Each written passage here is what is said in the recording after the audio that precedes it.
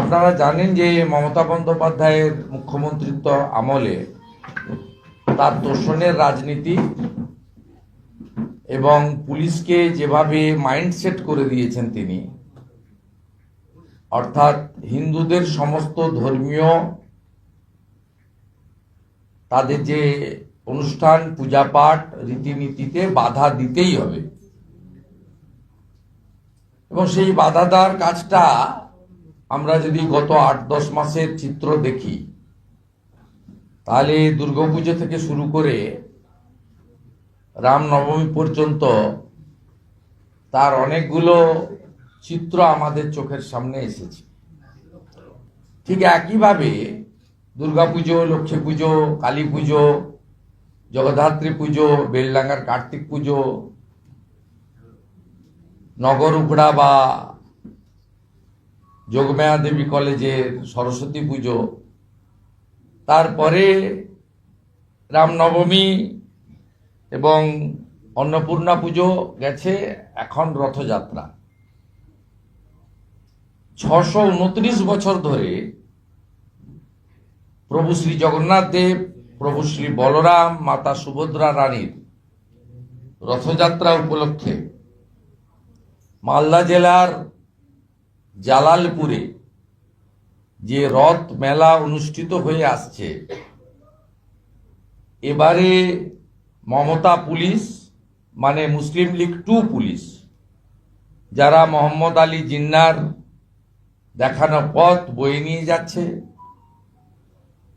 সুরাবর্দির দেখানো great Calcutta killing, Noakhali killing, আর আজকে যেমন মমতা বন্দ্যোপাধ্যায়ের ঘনিষ্ঠ আত্মীয় মোল্লা ইউনুস ঢাকাতে দুর্গা প্রতিমা, দুর্গা মন্দির, শুধু মন্দির ভাঙা নয়, প্রতিমাকেও বুলডোজার চালিয়ে দিয়েছে। ঠিক একইভাবে জালালপুরে এবারে 629 বছরের রথযাত্রা, রথ মেলা করতে দেওয়া হবে না, যার উল্লেখ বেনি মাধব শীলের পঞ্জিকাতেও আছে। আপনারা দেখুন, যদিও তৃণমূল সংস্কৃতিতে পঞ্জিকা শাস্ত্র মানেন না, মুখ্যমন্ত্রী মানেন না, আর তার বাহনরা তো মানার প্রশ্নই নেই, কারণ মুখ্যমন্ত্রী পিতৃপক্ষে দুর্গাপূজা উদ্বোধন করেন, বিজয়া দশমী মহরমের জন্য ডেট পরিবর্তন করেন, সব অনেক কাণ্ড করেছেন তিনি 14 বছর ধরে। 1 বছর দুর্গাপূজার বিজয়ার ডেট পরিবর্তন করেছিলেন মহরমের মিছিল যাওয়ার জন্য, এবং লাগাতার 10-12 বছর ধরে পিতৃপক্ষে ফিতা কাটতেন।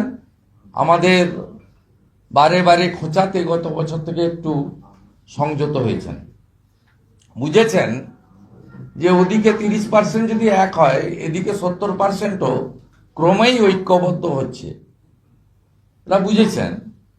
এবং তিনি কার্নিভালের নামে যেটা করেন, সেটাও দুর্গাপূজা বা হিন্দু সংস্কৃতির উপরে সঙ্গে মানানসই নয়। ওনারা চান যে কালচারাল প্রোগ্রাম হবে, পুজোর আবার পঞ্জিকা কোথায় লাগবে, শাস্ত্র কেন, পুরোহিত লাগবে কেন, এইটা হচ্ছে ওনাদের রীতি। ওনারা এই জন্যই মহাকুম্ভকে মৃত্যুকুম্ভ বলেন, রাম মন্দির উদ্বোধনের দিন মিছিল করেন, সঙ্গতে মিছিল, পার্ক সার্কাসে গিয়ে, হিন্দু ধর্মকে গন্ধা ধর্ম বলেন। এই বেনি মাধব শীলের পঞ্জিকা দেখুন, দেখুন বেনি মাধব শীলের পঞ্জিকা স্ক্রিনে আপনি দেখুন, এর কত বড় অপরাধ। ডক্টর শ্যামাপ্রসাদ মুখার্জি এই বাংলাটা দিয়ে গেছিলেন হিন্দুদের হোমল্যান্ড। 629 বছরের দুর্গা আপনার রথ মেলা বন্ধ করে দেবেন আপনি, যেহেতু জালালপুর বা কালিয়াচক 3 সেখানে হিন্দুদের তো প্রায় শূন্য হয়ে গেছে, হার্ডলি 7-8% হিন্দু আছে, 90-92% দখল করে ফেলেছে মুসলিমরা। এই হচ্ছে পশ্চিমবাংলার চিত্র। এর বাইরেও উলবেড়িয়াতে আমি উলবেড়িয়াতেও রথযাত্রা রুটের জন্য থানায় গেছিল, রিসিভ করেনি এবং ভারবেলি বলে দিয়েছে কোনো নতুন রথযাত্রা হবে না। তো দীঘাতে যেটা হচ্ছে, বাজনা বাজাচ্ছেন আপনারা, ওটা কত বছর ধরে চলে আসছে। উলবেড়িয়ার রথযাত্রার অনুমোদন দেওয়া যাবে না। আমি এই দুটো ক্ষেত্রে আমার জালালপুরের হিন্দু সমাজ এবং উলবেড়িয়ার হিন্দু সমাজকে আপনাদের মাধ্যমে বলবো, কালকে আপনারা রথ মেলাও করবেন, রথও বের করবেন। শুনবেন না, আপনাদের যদি গ্রেপ্তার করে জামিনে মুক্ত করা, জেলে থাকাকালীন আপনাদের সংসার পরিজনকে পাশে দাঁড়ানো, এই কাজটা আমি বা আমরা বিজেপির কার্যকর্তারা আমরা করব। শুনবেন না। ধর্ম পালনের ক্ষেত্রে, হিন্দু ধর্ম পালনের ক্ষেত্রে যেভাবে মমতা এবং তার পুলিশ বাধা দিচ্ছে, যা রথেও দুটো খণ্ডচিত্র আমরা দেখালাম, শুনবেন না। আর 5 তারিখে আমার কাছে পাঁচলা সহ অনেক জায়গা থেকে খবর আসছে যে মহরমের আগে কি সব অনুষ্ঠান হয় আগের দিন থেকে। ওই দিন উল্টো রথ আছে, কোথাও রথের রুট যেন পরিবর্তন না হয়, করবেন না। যেখানে পুলিশ আটকাবে সেখানে রাস্তায় বসে বিক্ষোভ করবেন। আমরা আছি আপনাদের পাশে, একদম পরিষ্কার বলছি, শুনবেন না। উলবেড়িয়ার লোকেদের বলবো, দীঘাতে যে রাজীব কুমার রথে দড়ি টানতে গেছে, আগে দীঘার পারমিশন দেখতে বলবেন। কত বছর ধরে সেখানে রাজীব কুমার দড়ি টানতে গেছে, সঙ্গে বিনীত গোয়েলকেও নিয়ে গেছে, যে অভয়ার মৃত্যুর জন্য প্রধান দায়ী, এভিডেন্স লোপাট করার নেতৃত্ব দিয়েছেন, তাকেও সাথে সঙ্গে করে নিয়ে গেছে। এবং কলকাতা থেকে সার্জেন্ট, পুলিশের সার্জেন্টরা মোটরসাইকেল করে ওখানে গেছে। তাই রথযাত্রা নিয়ে আমরা খুব পরিষ্কার বললাম, এবং সর্বত্র যেন হিন্দু রীতিনীতি মেনে হয়। রথযাত্রা সম্পূর্ণভাবে হিন্দুদের অনুষ্ঠান, হিন্দু রীতিনীতি মেনে পুরীধামের যে অনুকরণ, সেই রীতি অনুযায়ী হয়। শ্রী চৈতন্যদেব পুরীধামে একাধিকবার গেছেন, আমরা পশ্চিমবঙ্গের মানুষ ধন্য। সেই রীতি মেনে পুরীধামের, ইতিমধ্যে পুরীতে লক্ষ লক্ষ বাঙালি সমাগম ঘটেছে এবং গত কয়েক বছরের রেকর্ড সেখানে ভাঙবে আমরা আশা করি। এবং সাথে সাথে গোটা পৃথিবীব্যাপী শ্রীলা প্রভুপদা, তিনি রথযাত্রাকে শ্রী চৈতন্যদেবের আদর্শে ছড়িয়ে দিয়েছিলেন।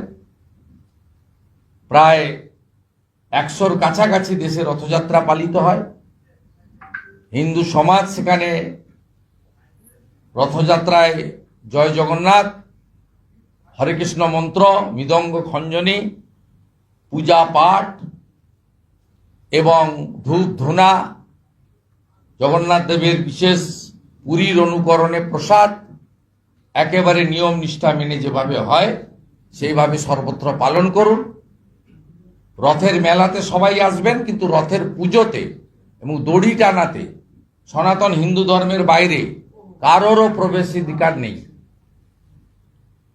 কোথাও রথের দড়ি টানাতে এবং পূজাতে অন্য ধর্মের, আমরা যেমন অন্য ধর্মের অনুষ্ঠানে আমাদের প্রবেশ থাকে না, আমাদের অন্য ধর্মের নিজস্ব অনুষ্ঠানে যেমন আমাদের প্রবেশাধিকার থাকে না, আমরা শুভেচ্ছা জানাতে পারি। এক্ষেত্রেও আগামীকাল সতর্ক দৃষ্টি রাখতে বলবো পশ্চিমবাংলার রথের আয়োজকদের, হিন্দুদের, যেন কোনো হিন্দু ধর্মের বাইরের কোনো লোক রথের দড়িতে স্পর্শ করতে না পারে। যদি করে থাকে তাহলে তার পবিত্রতা এবং তার যে সনাতন সংস্কৃতি সেটা কিন্তু অনেকাংশেই ক্ষুণ্ণ হবে। ভগবান জগন্নাথ দেব সেটা গ্রহণ করবেন না, এটা আপনাদের আমি স্মরণ করিয়ে দিতে চাইছি।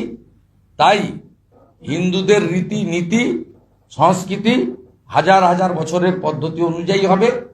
মমতা বন্দ্যোপাধ্যায় যতই চেষ্টা করুন না কেন, সেকুলারিজমের নামে, তোষণতন্ত্রের নামে এটা কালচারাল প্রোগ্রামে পরিণত করা, এটা আমরা করতে দেব না।